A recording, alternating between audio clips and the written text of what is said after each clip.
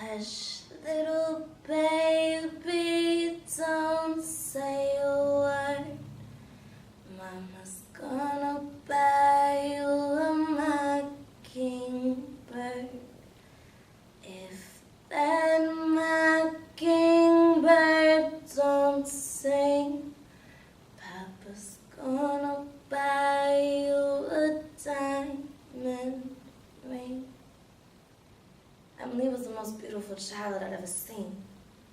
The glow in her eyes danced as if shooting stars caressed her pupils, and her smile exuded pure fantasy with each bleached dream she held beneath her lips. Emily was a human image of perfection, and she was only 7. Untouched, unscarred, just content in a flawed world to the naked eye. For it seems I've spoken too soon.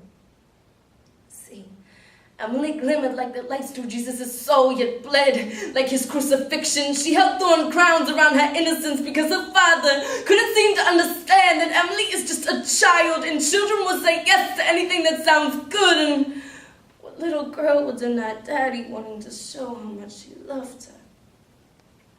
It all started as a game.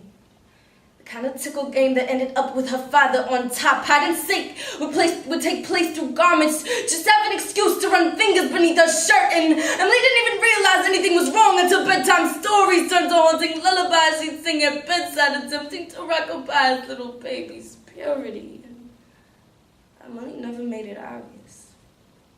Though she looked life through monotone gazes, as her regular nights went from sweet dreams to consisting of hot sweat and incest thrust like fists through double glass. This wasn't meant to happen this way.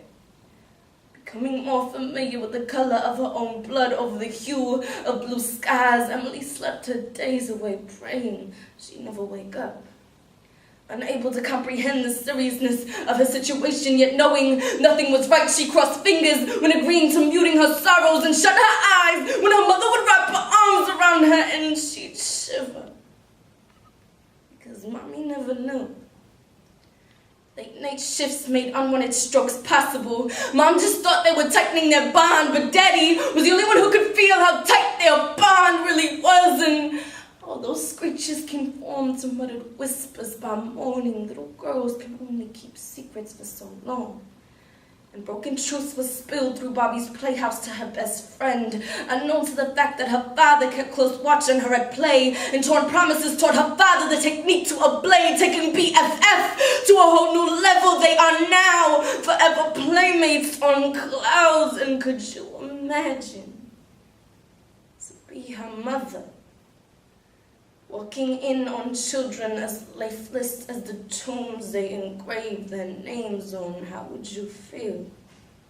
To have resided in the very same place and not even realize your baby's been dying ever since the moment your husband scarred her insides just because he begged her